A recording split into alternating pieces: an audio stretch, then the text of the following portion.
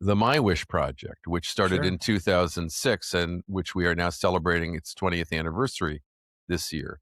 And that is the result of an idea that I was always told the spouse of one of our directors had, which was, well, why don't we do a project with the Make-A-Wish Foundation? Because Disney is so tied into the work of the Make-A-Wish Foundation from the very beginning. And so thanks to this idea, we got the idea to do Sports Wishes.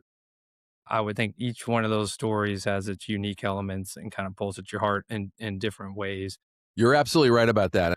I always remind people of that. It's like there are always similarities, there are consistent themes and stuff, but each family has their own unique story to tell. And what makes, I think, our stories work is conveying to you how unique each child is. I think that's the thing that keeps you from an excess of being maudlin or being too sentimental. You get a very specific sense as to who these children are. And we always try to tell you something about each child that you'll like about them before you find out that they have an illness.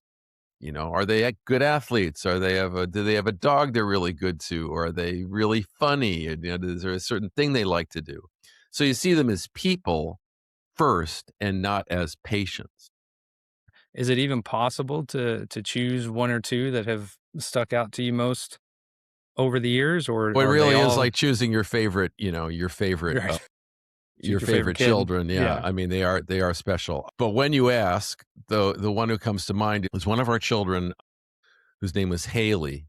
She was a swimmer and she wanted to meet Michael Phelps.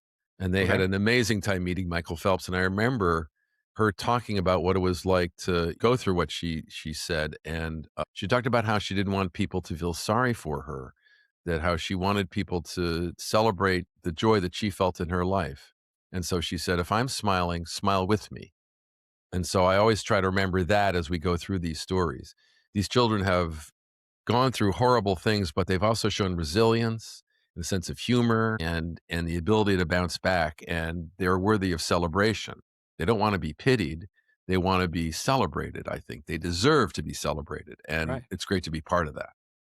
Yeah. I mean, it goes without saying, but the perseverance that they are showing and the way they are battling and fighting, I'm sure it's not too difficult to get the athletes to buy in and help out with those stories because it's a different type of struggle, but it's the type of perseverance that those athletes have had to show on a daily basis to get to where they are. Well, that's a fitting point, and you would, of course, would understand that. I always feel like a child with a life-threatening illness and an elite athlete, one of the things they have in common is they know what it's like when their body lets them down. They know what it's like when you wanna achieve something and your body is telling you you can't, because every elite athlete has dealt with injury. And so I sometimes sense that there's a connection that way, because a child experiences isolation and being away from a team as she or he deals with an illness of some kind, and it's the same thing for an athlete. So sometimes you just sort of see that little connection happening. It's like we're the same breed. We've gone through the same kind of thing. I know what you're feeling, and there's a level of appreciation that's really special.